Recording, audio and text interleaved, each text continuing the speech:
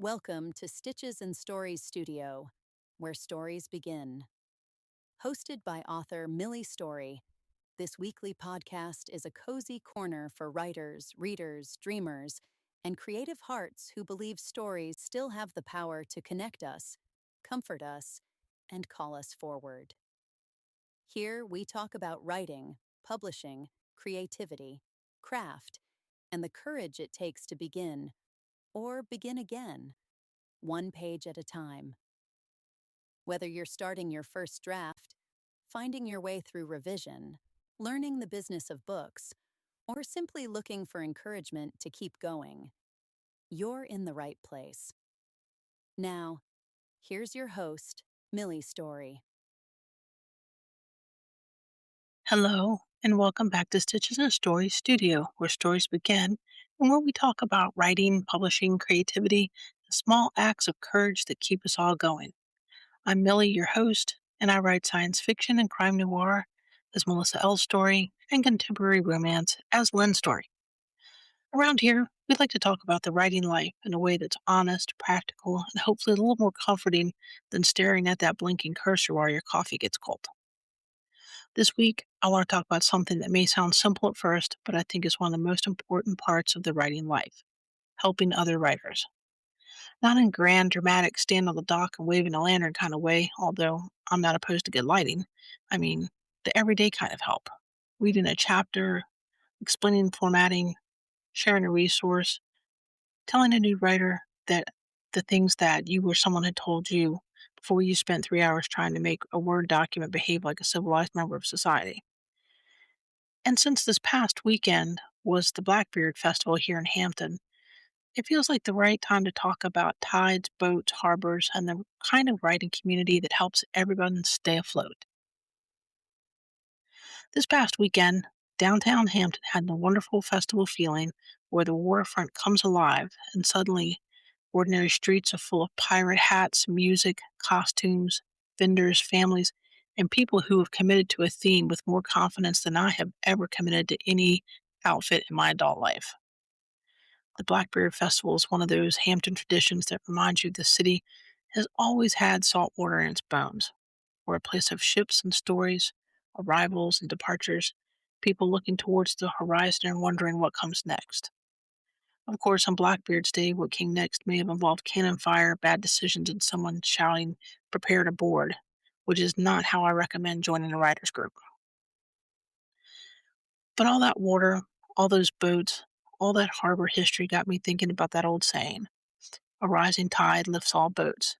And if you've been in the writing space long enough, you've heard that phrase in the 20 books conversations, and it's still true. Or you might say it still holds water. Go ahead and giggle, I'll wait. We hear that phrase often, and it sounds lovely. It sounds like something that you should stitch on a pillow and place in a beach house next to a bowl of seashells. But for writers, I think there's more truth than decoration. Because in the writing world, tide does not rise by accident. It's not tied to some lunar event. It rises because writers help each other. It rises when someone shares what they know, when a more experienced writer says, "Come here, let me show you how that works," before you accidentally upload your paperback with page numbers in the gutter and the table of contents that looks like it was assembled during a thunderstorm. The writing life can feel lonely, publishing can feel confusing, and the business side can make a person long for simpler times when pirates just took what they wanted and nobody asked them to create a password with one uppercase letter, a number, a symbol, and emotional strength of a mule. But writers do not have to figure everything out alone. We're not meant to hoard every lesson like buried treasure. We're allowed to grow. We're allowed to turn around and help the next person find that dock. There comes a point in every writer's life when we realize that we did not get here by ourselves.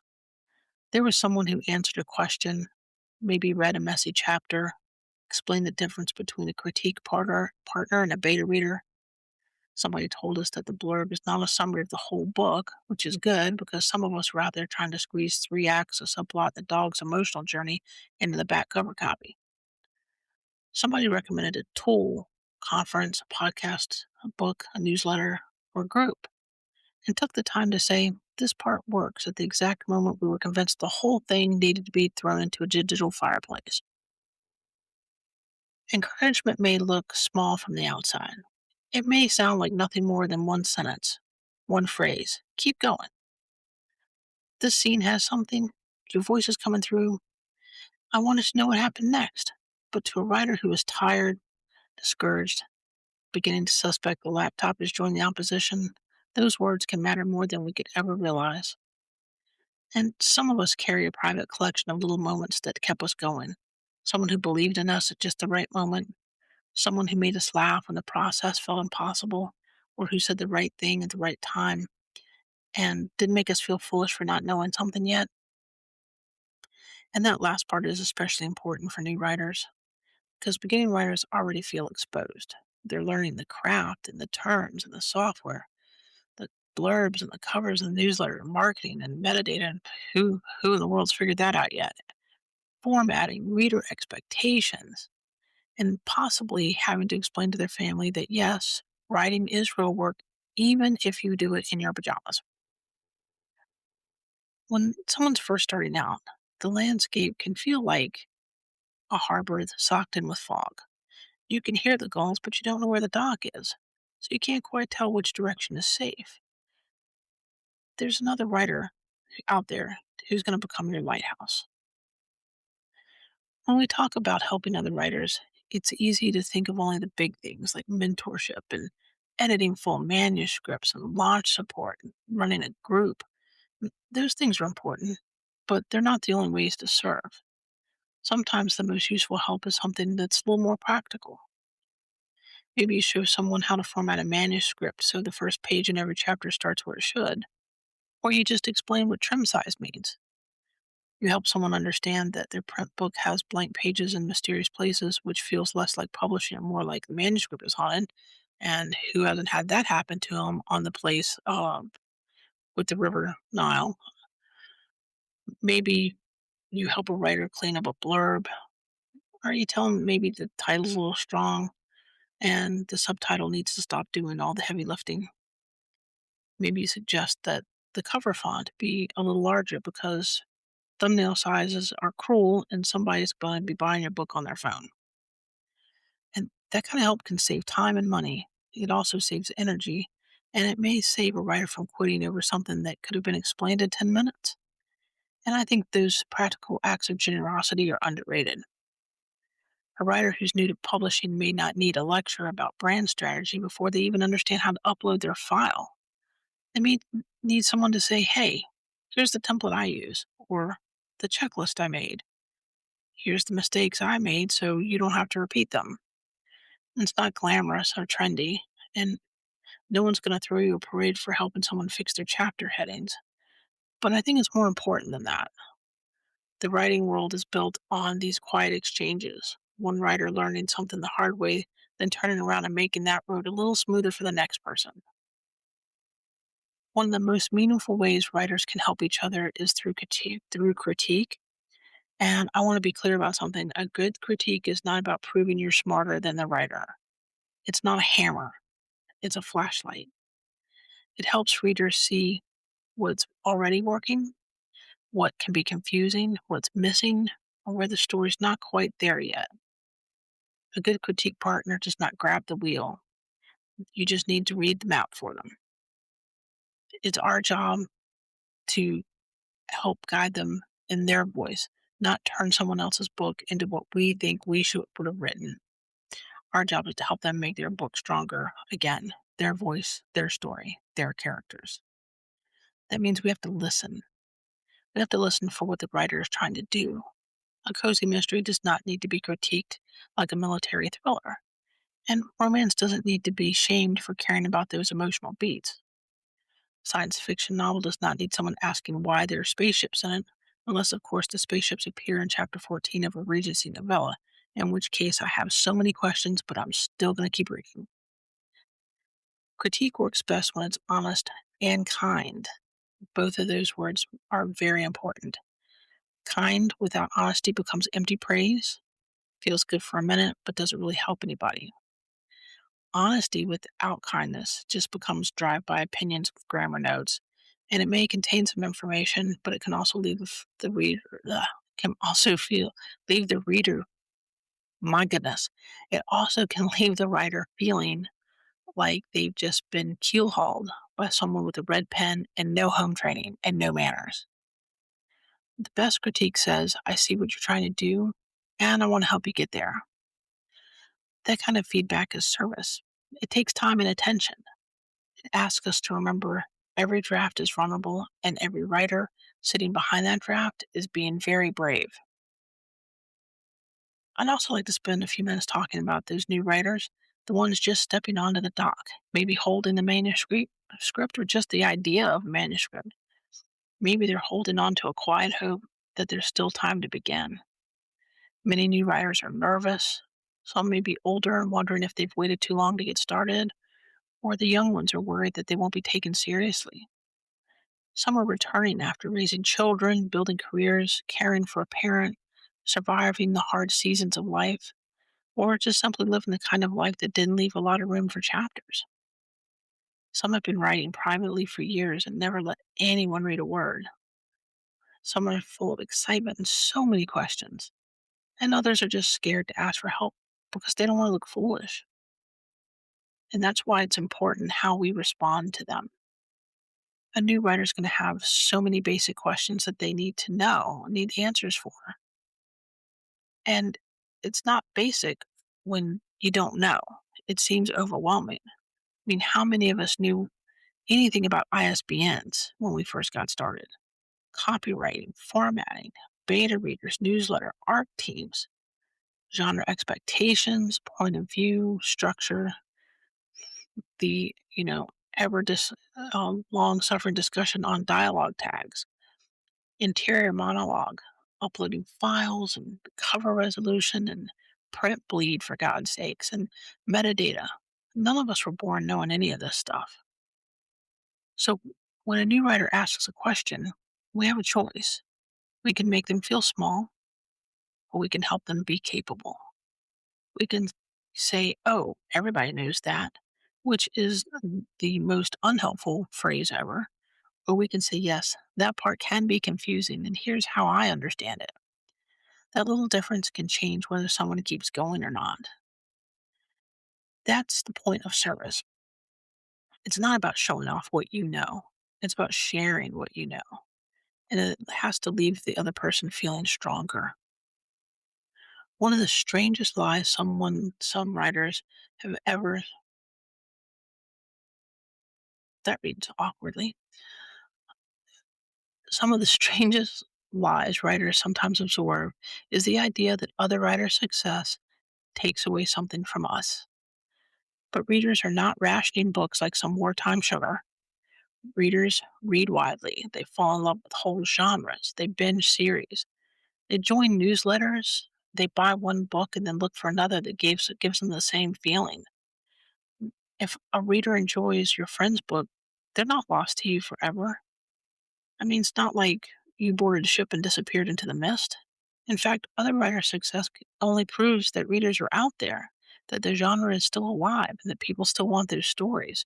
There's plenty of room in the harbor. This is especially true in indie publishing because we're often doing so much on our own that community becomes not just nice, but necessary. We share resources and help each other make better books. When we recommend each other, we help readers discover more stories. When we celebrate another reader's launch or another writer's launch, milestones, reviews, acceptance, their finished draft, we push back against the scarcity mindset that says there's only one room for one boat at the dock. I've never seen a dock that only fit one boat. There's always room for one more than one voice, more than one story. And if we start acting like every writer is competition, that harbor's going to get lonely real fast. Nobody wants to be stuck in a lonely harbor with nothing but the seagulls and some lame marketing plan. So here's how people start naming spreadsheets and talking to their coffee mugs. Just sitting alone, trying to figure it all out with no help from anyone. Remember, rising tide lifts all boats, but we can't be drilling holes in each other's hulls. Helping another writer doesn't have to be complicated either. It can look like offering to read a first chapter and telling them where you leaned in, or explaining that software tool the aforementioned checklist. It can look like swapping critiques with clear expectations that no one ends up hurt, overwhelmed, or wondering why they traded a chapter for a 37-page editorial with an entire spiritual crisis going on. It can look like recommending another author's book in your newsletter. Side note, let me just add something here for the readers. I share other writers' books in my newsletters all the time. Some people think this is too salesy. It's not. I don't believe it is. A lot of time those books are free, and cross promotion is a way to help other writers gain exposure, maybe build up that newsletter we're all desperately chasing. So if you sign up for a newsletter by an author and they share a book promo with you, don't think of them as trying to make another sale because it's probably not even their book. It's just another writer trying to help another writer in some small way. Okay, rant over. So, inviting a new writer to a group, telling someone about a class that helped you, and answering questions in plain English and not all this, publishing jargon. Sharing the name of your cover designer or one that you've read about or seen their work, a proofreader, maybe another resource or podcast. It looks like saying, I don't have time to read the whole manuscript, but I can look at your opening scene. That still helps. It can look like saying, I can't format the whole book for you, but I can show you the tool that I use. And that's meaningful. We sometimes think generosity has to be unlimited to count. It does not. Small, specific, honest help can be incredibly valuable. And sometimes the most meaningful thing you can do for another writer is to remind them that they're allowed to learn. It's okay to be new and ask questions. They're allowed to have messy drafts, and they're certainly allowed to grow. That kind of encouragement makes lots of room for new writers. Now, before anyone hears this episode and decides that they must become some unpaid editor, formatter, launch manager, therapist, cheerleader, emergency hotline, or snack coordinator for every writer within a 12-mile radius, let me say clearly, generosity needs boundaries. Helping other writers does not mean giving away all of your writing time. It does not mean saying yes when you're already exhausted. It doesn't mean reading everyone's full manuscript for free or letting your own creative work sink while you bail water out of someone else's boat. A generous writer still needs to write and rest, and therefore they need limits. And this is where you have to be honest about what you can offer. Can you read 10 pages, not 300? Maybe you can answer one formatting question, not build a whole book file. Maybe you can share a resource, but not provide a full class. And maybe just encourage someone without taking responsibility for their entire writing career.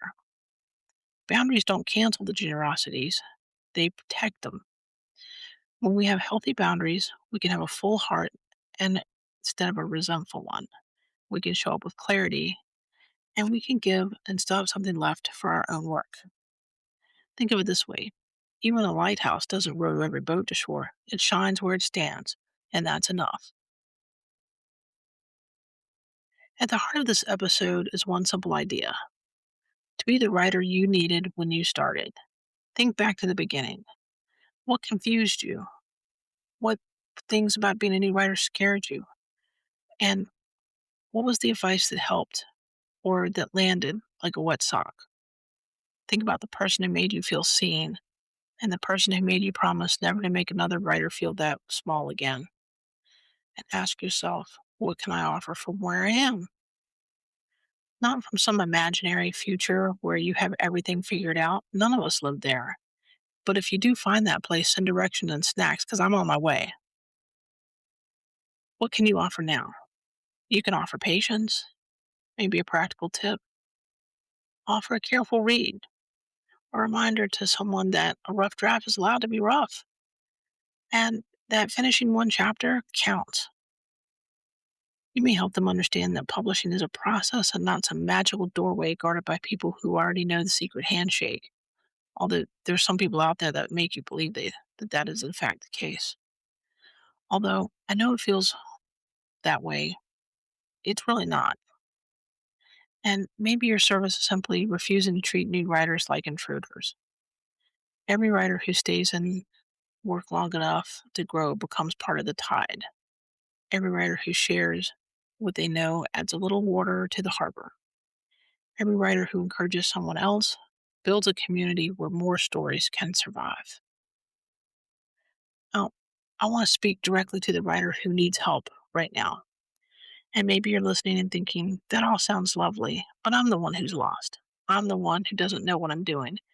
I'm the one with the messy draft and the formatting problems and the unfinished book and a question that I'm embarrassed to ask. First of all, welcome. Welcome here, truly.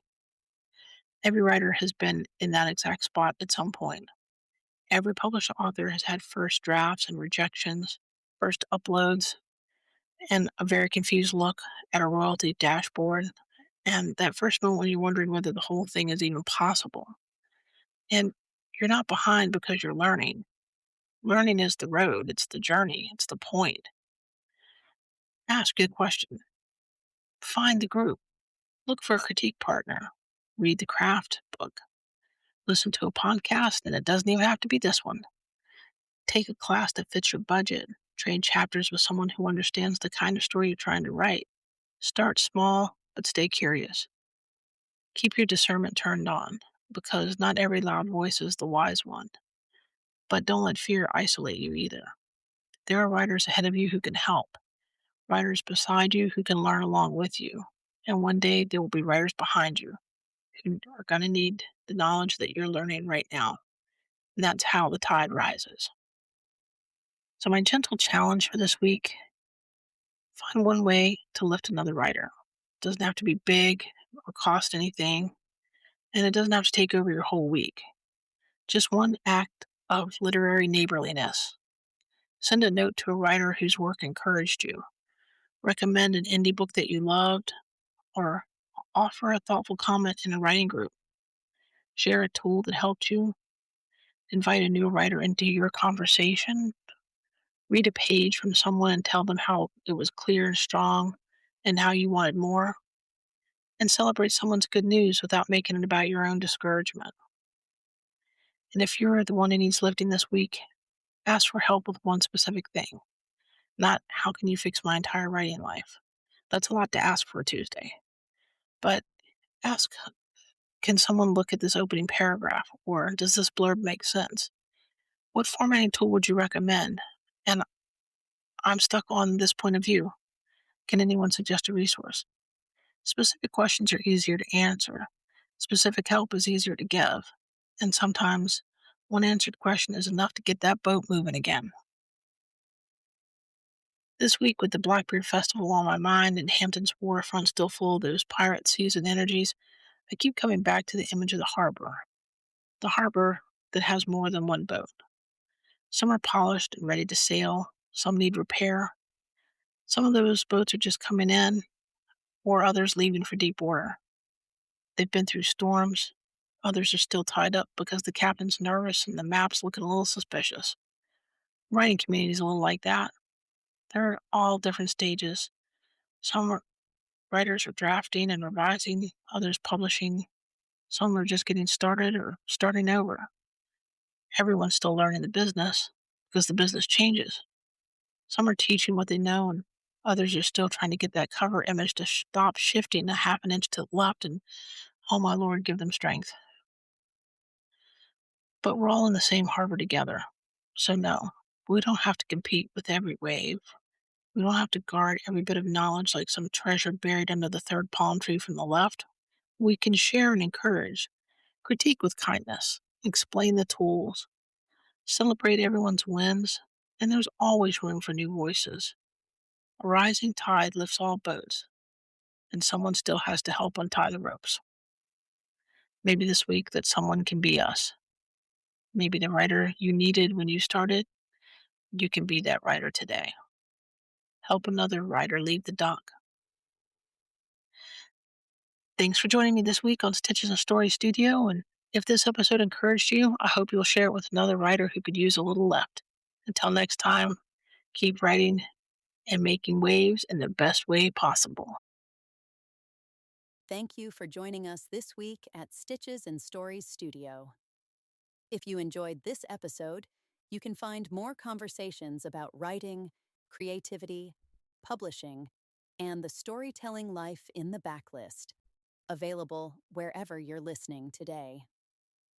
You can also support the podcast by subscribing on Substack or by visiting Buy Me a Coffee. To explore Millie's books and short stories, visit stitchesandstories.com. You can also find her on Facebook, Instagram, and X as Melissa L. Story. For questions, comments, or podcast sponsorship opportunities, please reach out by email at millie@stitchesandstories.com. Thanks again for listening to Stitches and Stories Studio, where stories begin.